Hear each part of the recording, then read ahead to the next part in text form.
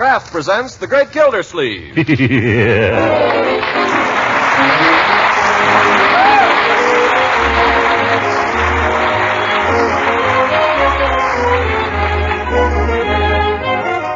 Kraft Cheese Company, who also bring you Bing Crosby every Thursday night, present each week at this time Harold Perry as The Great Gildersleeve, written by John Wheaton and Sam Moore.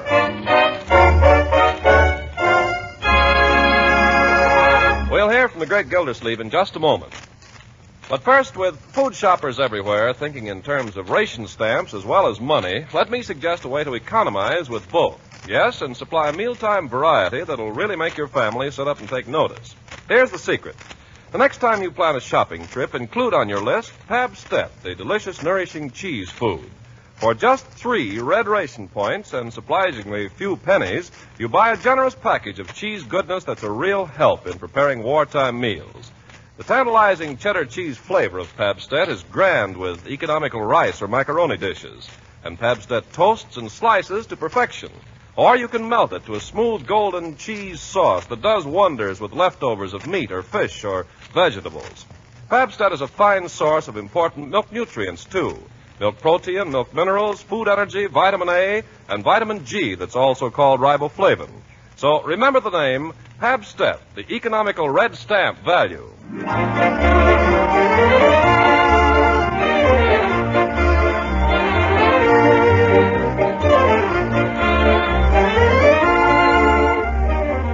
In the diary of Throckmorton P. Gildersleeve, a monumental work as yet unpublished, we find in the Spencerian hand of the great man himself this entry. Dear Diary, today I made a vow. I'll never speak to Judge Horace Hooker again. As long as I live, I'll never speak to him. Even if he comes crawling to me on his hands and knees, I'll never speak to him. Even on my deathbed. There are some things a man cannot forgive a friend, and one of them is stabbing him in the back when he isn't looking. And thereby hangs a tale. It was on the morning of Friday, April 9th. The time, 8:30. Thank you. Our friend Gildersleeve was glancing through the paper while awaiting the arrival of Judge Hooker, with whom he was to share a ride to the office. Uncle Mort, if you have to be at the office by 9, you better get going. Oh, my goodness. Is that clock right? As far as I know. Bertie, call up and find out what time it is, will you? Yes, sir. They won't give you the time anymore, Uncle Mort. Well, I'd like to know why not. Must be a military secret. Then, by George, you can call them up and tell them they can come and take their phone out of here. Oh, Uncle Mort, cool off. I mean it. Tell them to take it out today. I don't want it around. Yes, sir. Can't give us the time. What good is a telephone if you can't? Leroy, turn on the radio. See if you can get a time signal. Okay, Uncle. Not a clock in the whole house you can depend on. Can't depend on clocks. Can't depend on the phone company. Can't depend on the judge. Ye gods, and I have to be at the mayor's office at 9 o'clock. Oh! Leroy! Turn off that radio. But you told me to turn it on. What is this, a madhouse? Are you asking me? Yes. Never mind. I can't wait for the judge any longer. I'll just have to take my own car. If you're in a hurry, Uncle, I'll back it out for you. You'll do nothing of the kind. You can go and open the garage for me, though. Okay. Got the key? Keys? Where are they? If Judge Hooker's got my keys now... Judge Hooker hasn't got your keys. Bertie, have you seen my... Oh, somebody put them in my pocket. Probably the brownies. Yes. And don't be fresh. Here. Now, my coat. Mr. Gildersleeve, what about that coffee? It's about ready. I'm sorry, I haven't got time for it now. Better take an umbrella, Uncle Mort. Looks like rain. I haven't got time for rain. Mr. Gildersleeve, we can't throw out coffee. You like coffee jelly? Don't bother me now about coffee jelly. I have to see the mayor. Oh, where's Leroy? He went out to the garage. If Judge Hooker turns up, don't forget to tell him. Tell him what? What did you say? What shall I tell him? Don't ask me. I'm late already. Oh, this is going to be one of his bad days. Oh, Bertie! Yes, Mr. Gildersleeve? Be sure and have whipped cream on it. Whipped cream on what? The coffee jelly. You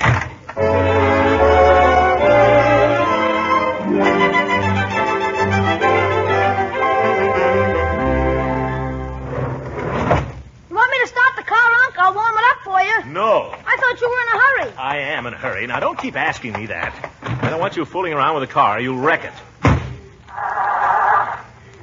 Unc, the ignition. Stick in your shirt tail, Leroy. It is in. Well, get off the running board. Okay. Give it a little choke, Unc. Out of the way, Leroy. This is Friday, young man. Don't forget the ash cans. I can't hear you. I said don't forget the ash cans. Unc, watch out. What?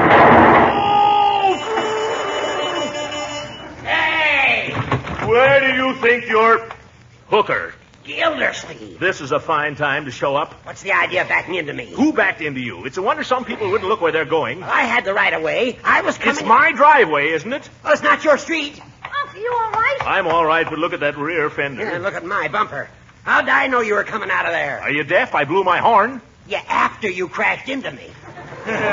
Leroy, didn't I blow my horn? You saw it happen. Yes, you saw it happen, Leroy. He backed into me, didn't he? Backed into him. He was going a good 40 miles an hour in a residential district with children all around and inadequate brakes. You saw it, didn't you, Leroy? Sorry, I didn't see a thing. Leroy! Honest, I was tying my shoe. Your shoes are untied right now, both of them. Yeah, that's funny. Yes. Oh, my land, what happened? Judge, you all right? Is he all right? What about me? I had a narrow escape, Bertie, but fate spared me this time. By the way, you witnessed the crime, didn't you? Crime.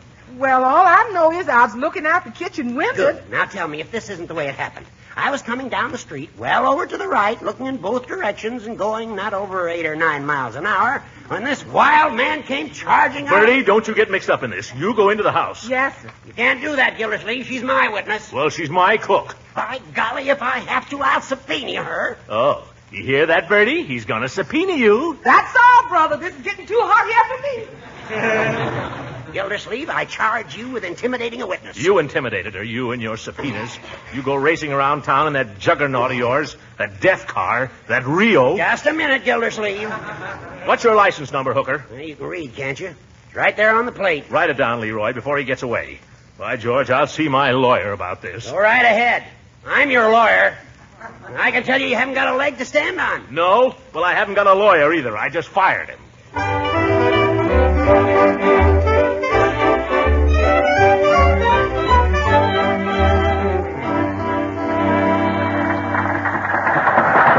Oh, listen to that fender. It's hanging by a thread. What are we stopping here for, huh? I've got to see a man about my insurance. C. Harvey Diggs, real estate and insurance. I want to show him the damage while it's fresh. C. Harvey Diggs. Is he kidding? Just hop out, Leroy. You better run for it. You'll be late to school. Okay. So long, Unc. Goodbye, and watch out for cars. You never know what maniac will be driving these days. Mr. Gildersleeves. Well, come in. Hello, Diggs. I heard you and Judge Hooker had a little run-in this morning. How did you hear that? It didn't happen 20 minutes ago. Oh, news travels in this town, you know. Glad there wasn't any damage. No damage. You ought to see my automobile. Whole rear fender smashed to a pulp. Well, these little things will happen. That's why we have insurance companies. Sit down.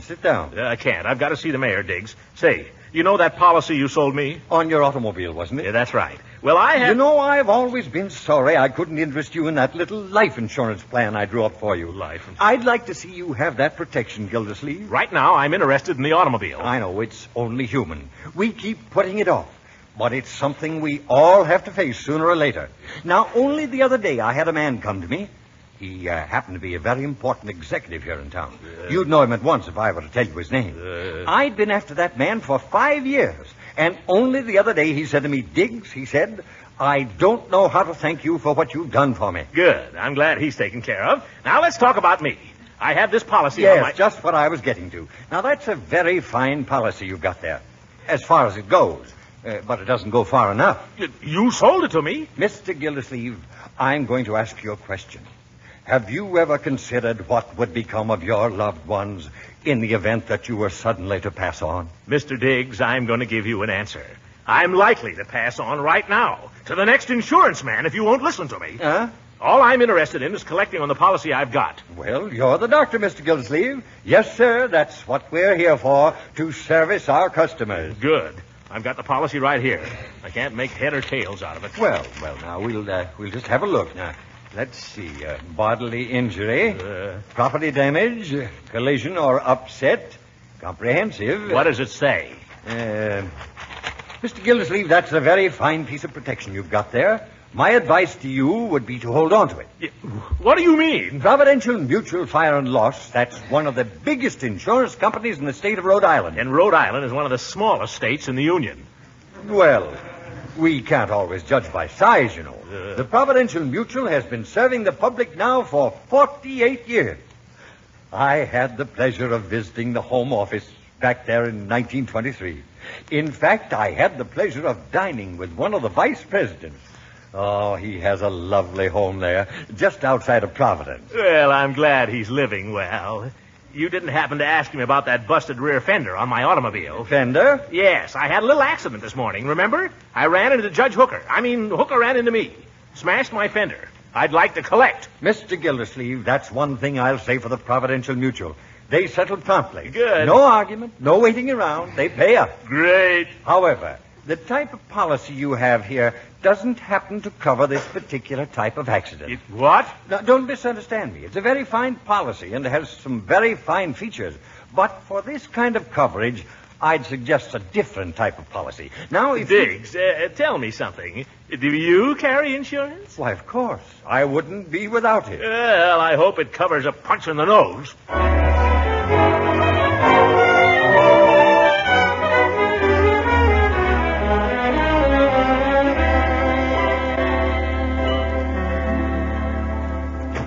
Hello. Oh, hi, Unc. Let me hang up your coat for you. You got your allowance Monday, Leroy, in advance. I know. I'm just offering to hang up your coat. Yeah, there's something more to this. How did it go today, Uncle Mort? Oh, like that? Yeah, like that. Get this machine gun out of here, Leroy. A man can't even sit down in his own chair. Sorry, Unc. How did you come out on the insurance? Oh, dandy. What do you mean? Well, it seems I have a policy, but no insurance. If I want to collect, I'll have to collect from Hooker. And if Hooker wanted to sue me, I wouldn't have an ounce of protection. Oh, he wouldn't sue you. He's a friend of yours. He was a friend of mine. That old gink would sue his own mother. Leroy. I'm inclined to believe you're right, my boy. I don't think you ought to talk that way about Judge Hooker. You ought to hear what he says about you. If- Hey, Marge, when's dinner? I'm starved. I don't know. You'll have to ask Bertie. But I'm dying. Well, go outside and die. Uncle Mort, I think you and the judge are acting like a couple of schoolboys. Huh? You had a little accident, and you were both in the wrong. Now, why don't you admit it? Who was in the wrong? I was backing out of my own driveway, watching very carefully, and the first thing I know... Hey, come here. What do you want? Come with me. Out to the kitchen. What for, Leroy? What's up? Never mind. Just be quiet. What's all the mystery about? No, don't open the door. Just listen. Young man, I've told you what I thought of eavesdropping. I told you I never... Now, Bertie, Yeah? you said you were looking out the kitchen window at the time the accident occurred. Hooker. No, Judge, I didn't say that. That is not exactly. Now, Bertie, remember, nothing you say here is going to be used against you. Yeah, not against her, maybe. Well, I don't know if I ought to say anything, Judge. Mr. Gildersleeves might not like it. Now, don't you worry about Mr. Gildersleeves, Bertie. If he has anything to say, you always know where you can get a job. Oh! Well, Hooker, if there's anything lower than a man who would run down a friend when he wasn't looking, it's a man who would sneak in his back door and steal his cook. I have not been sneaking in any back doors. Oh, no? No. I merely happen to be taking a shortcut across the lot here. And dropped in for a handout, I suppose. Bertie, I didn't want to say nothing, Mr. Gildersleeves, honest. I'm not blaming you, Bertie. I just didn't want no hoppers coppers, that's all. It just happens, Gildersleeve, that Bertie is a legal witness, and I have a legal right to question her. Well, you go take a legal walk for yourself. You're trespassing on private property here, Judge. I'll have you charged with breaking and entering, as well as coaching a witness. Don't quote the law at me, my friend. Don't you call me your friend. As far as I'm concerned, I'll never speak to you again. And kindly have the decency not to address me. Now get out of here. I shall be delighted. And put back that cupcake.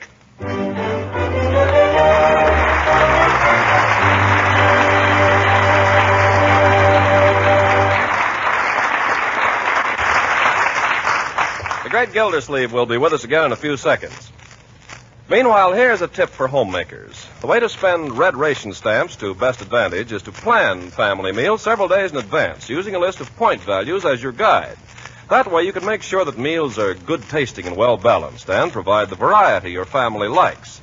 And as you plan, be sure to include quality foods like Pabstet, the delicious cheese food that's good in such a wide variety of ways.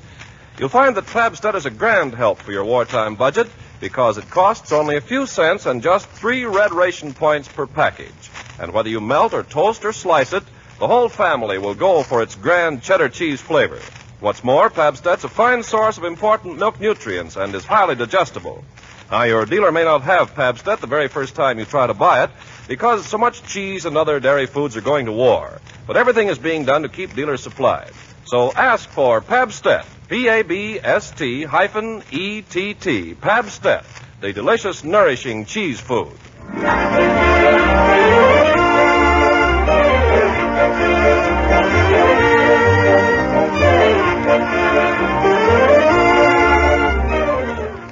Now let's get back to the great Gildersleeve. About 24 hours have passed since his epic crash with Judge Hooker, so we find him once more about to set out for the office. A trifle earlier than usual, though, since he knows that today he'll have to walk to work. Is there any more oatmeal, Bertie? I'm sorry, Mr. Gildersleeves, but we is oatless. Some more toast then, I guess. Or are we breadless? No, sir, not quite. Leroy, Yeah, Unc? finish your oatmeal. Oh, gee, you're hungry, so I gotta eat. I'm not hungry. I simply wish to store up energy. Well, gosh, I don't have to walk to the city hall. That will do, young man. Answer that, please, and stick your shirt tail in. Okay. Yoo-hoo, Throckmorton. It's your girl, Unc. My fiancée, young man. In here, Leela. Oh, Throckmorton, you poor darling. Are you all right? What? What am I? What? Well, I heard about your accident. Oh, my poor baby, my precious lamb. Well, Oh, for corn's sake. Go away. You told me to finish my oatmeal. Never mind your oatmeal. Go to school. It's Saturday. Then just get out of here. Scat. Okay. Throckmorton, are you sure you're all safe and sound? Of course I'm safe and sound. Oh, but it must have been such a frightful crash. Judge Hooker says... Judge Hooker? Yes, he says you were going 40 miles an hour. Leela, I was going backwards. Oh, that's what makes it so hideous. Leela, did Judge Hooker tell you this? No, Throckmorton. He told Sarah Pettibone, and Sarah told me. What else did she say that he said, the big faker? Well, just that you wrecked his car completely and that he was lucky to live to tell the tale. Leela, he almost wrecked my car. He was tearing down the street like he was drunk or crazy.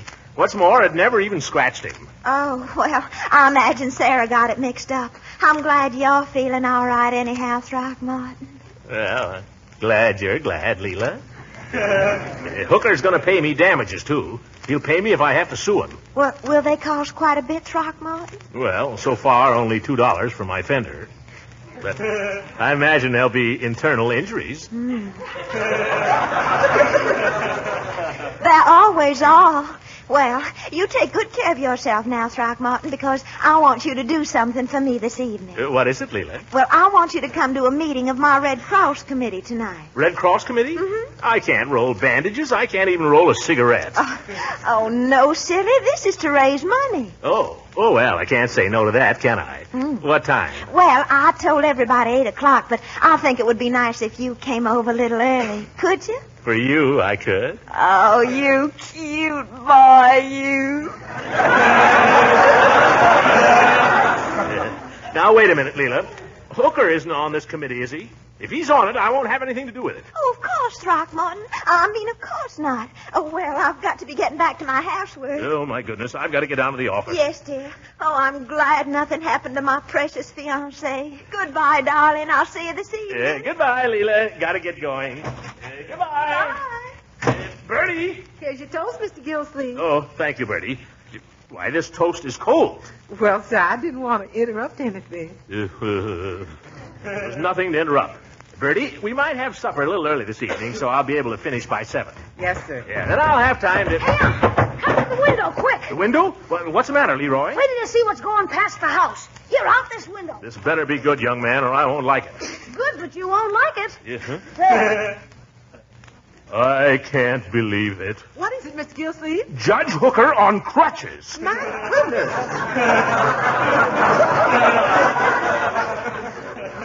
What's the matter with him? He didn't have no crutches last night. Of course not. He's just faking. Well, gosh, Unc, if he isn't hurt, what's the idea of the crutches? Oh, he wants to impress his lawyer. He wants to impress everybody. Well, if that's his game, I can do better than that. How? What you gonna do, Unc? I'm going down to Peavy's drugstore and get me a wheelchair.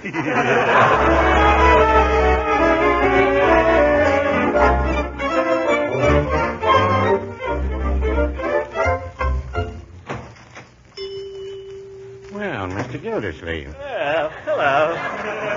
Hello, Peavy. You weren't in yesterday. Yes, I've been pretty busy. Lawsuits and whatnot. Say, Peavy, you rent crutches, don't you? Yes, I do maintain a pair of crutches here. That's what I thought. Well, More as a service to my customers than anything else. Not much profit in it. I suppose not. Well, Most of the time, they just lie there in the back room eating up the overhead. Well, what I wanted to know... Every time I go to make up a prescription, I fall over them. Very annoying. I can imagine. Very monotonous, too. What I wanted to ask you, I'm Pete... thinking of giving them up altogether. I wish you would. I wish you'd forget them, too. What I want to know is, Peavy, did you rent those crutches to Judge Hooker? Yes, as a matter of fact, I did. Just this morning. I knew it. Now tell me, Peavy, just between you and me, when Judge Hooker came in here for him, was he limping? Well, I wouldn't say he was limping exactly, no.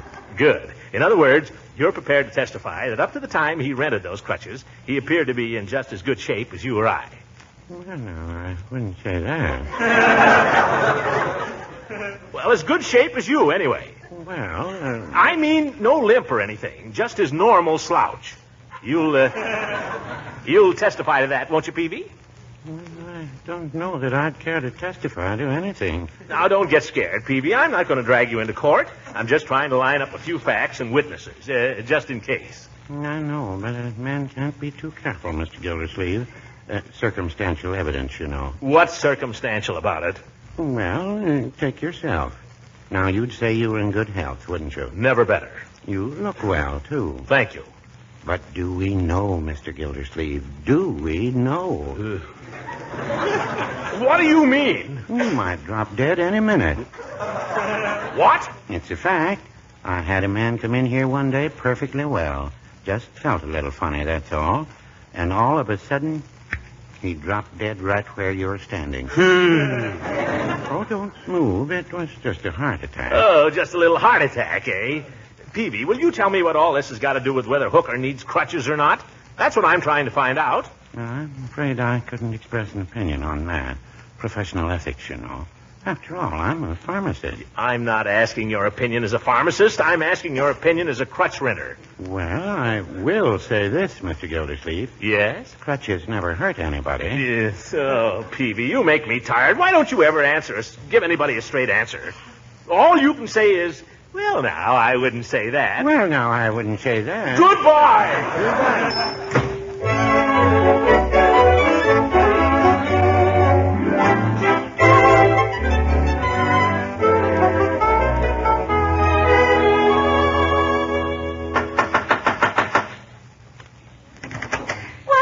Throckmorton. I'm glad you got here early. Yeah, so am I. Ooh, you look beautiful in that dress, Leela. Oh, do I? Yeah, much too good for a committee meeting. Couldn't we go out? Now, Throckmorton, I've got things to do before the others get here. Yeah, so I.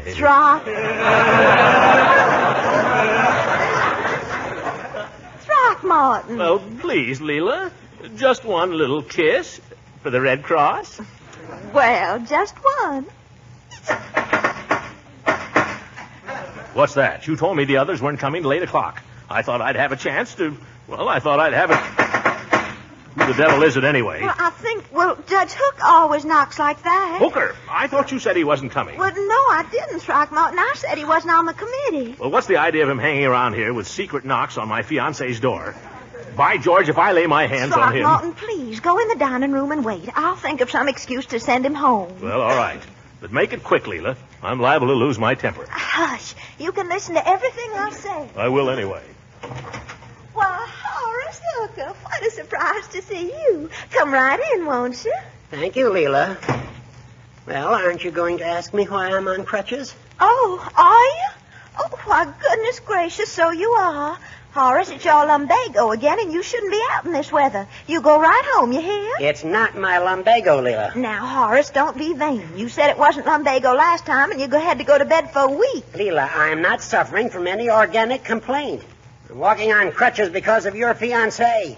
Really, Horace? Yeah, he drives his car around this town like a murderer.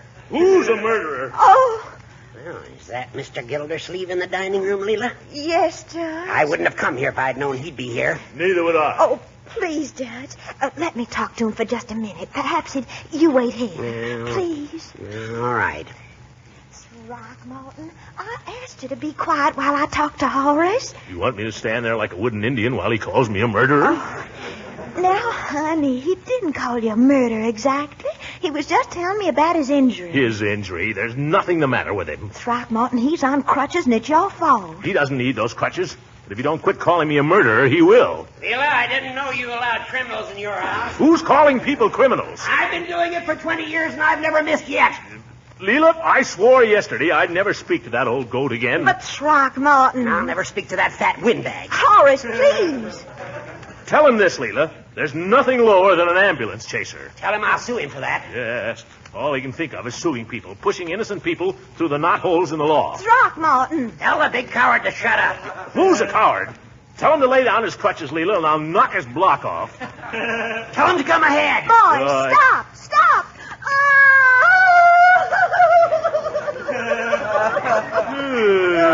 Oh, Leela, what's the matter? What is it, Leela? Y'all gonna spoil my whole committee meeting. Now look what you did, Hooker. Me? I'm sorry, Leela. I'm sorry, too, Leela. I don't believe you, either one of you. Leela, I've been a bad boy. I have too, Leela. Oh, you've both been awful. Now you've got to promise me you won't fight any more. Well... Oh, I knew you weren't sorry. Oh! Well, I won't fight any more. No, neither will I, Leela. We won't fight any more, Leela. Honestly? On my honor as a judge. On my honor as a gentleman. That's not the way I like to hear you boys talk. Now shake hands. That's fine. Now you stay friends. I've got to get a clean handkerchief. I don't mean a word of this, Gildersleeves. I've been seriously injured, and I'm going to sue you tomorrow for $100,000. I'm not even surprised to hear it, Hooker. But I'll tell you right now, I'll fight you all the way up to the Supreme Court, and if I lose there, I won't pay. Oh, is that so? Yes. You don't need those crutches, and you know it. Prove it. Prove it, I'll... Oh, that's the way I like to see my two boys. As friendly as two clams in a stew.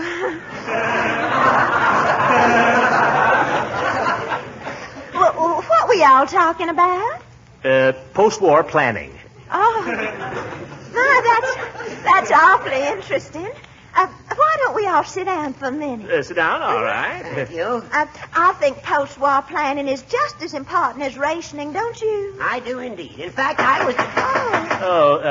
I'll go, Leela. No, let me go. Don't forget, Gildersleeves. None but the quick deserve the fair. Oh, is that so, Judge? What are you laughing at? At you old goat. You forgot your crutches.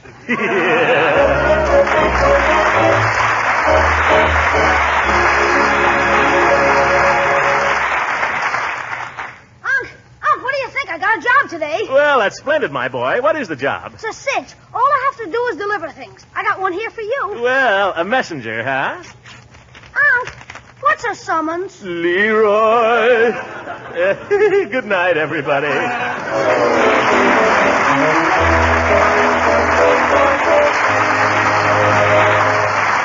Music on this program was under the direction of Claude Sweeten. This is Ken Carpenter speaking for the Kraft Cheese Company and inviting you to listen in again next week for the further adventures of the great Gildersleeves.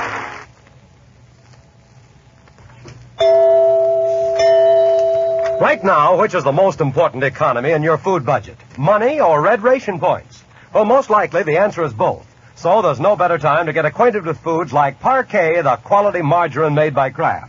For Parquet costs just 5 red ration stamps and so little money. And yet it has a delicate, appetizing flavor that really satisfies. Yes, you'll like the taste of Parquet spread on bread and toast and rolls, and you'll like it as a seasoning for hot-cooked vegetables, too. If you bake your own cakes and cookies, you'll find Parquet is a real flavor shortening. And it's grand for pan frying. What's more, Parquet is a highly nutritious energy food, and it contains important vitamin A. If your dealer doesn't have Parquet margarine the first time you ask, it's because of wartime shortages and because Parquet is growing more popular every day. But Kraft is doing everything possible to keep all dealers supplied. So watch for Parquet, Parkay, Parquet margarine made by Kraft. This program came to you from Hollywood. This is the National Broadcasting Company.